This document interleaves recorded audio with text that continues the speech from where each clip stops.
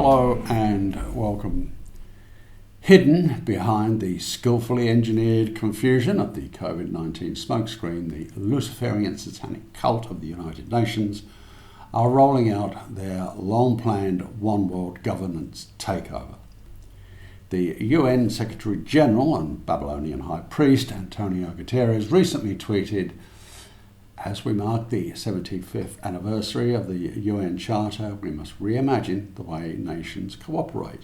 We need an effective multilateralism with scale, ambition and teeth."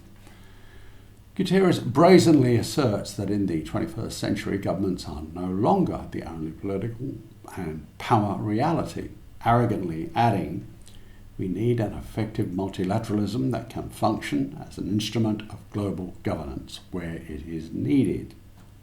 Unquote. Needless to say, any envisaged needs will be exclusively dictated by the self-interest of satanic socio-psychopathic criminals. The United Nations response to COVID-19 states, "Coming out of this crisis will require a whole of society, whole of government and whole of the world approach driven by compassion and solidarity." Right. There's nothing more anti-human than accepting this sickeningly perverse satanic evil as some sort of new normal. I emphatically reject it and will never accept it. Australia's criminal government has announced spending $38.7 billion on defence, which translates to daylight robbery of taxpayers' money, which again is supposed to serve and protect us. If protection is needed right now, it's from the grasping banks' institutionalised bail-in theft.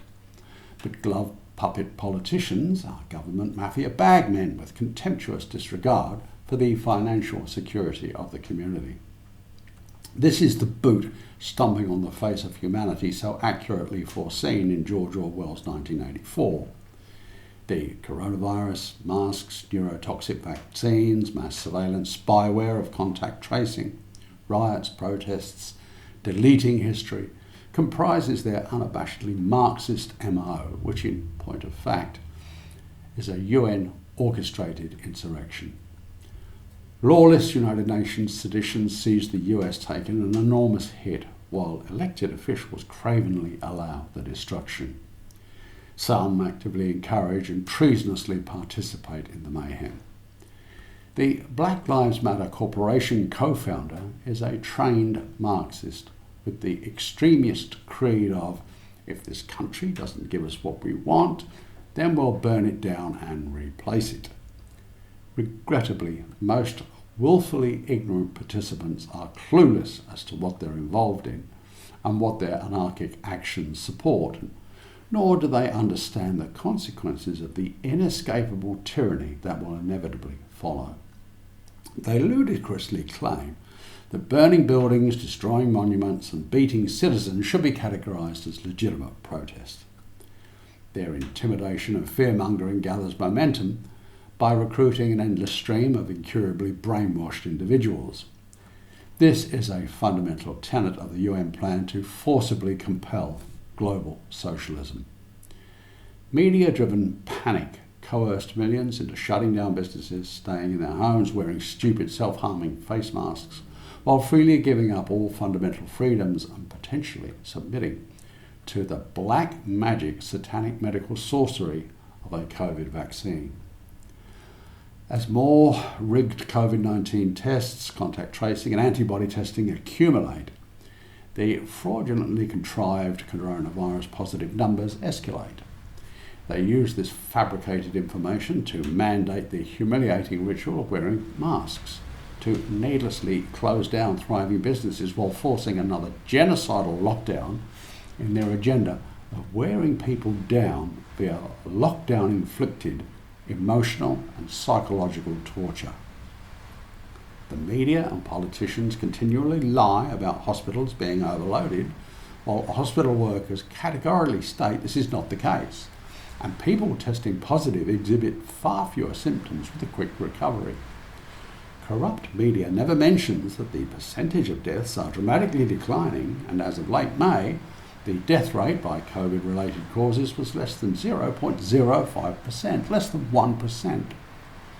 compelling evidence clearly demonstrates that the criminal lockdown itself has caused measurably more death than any virus would have.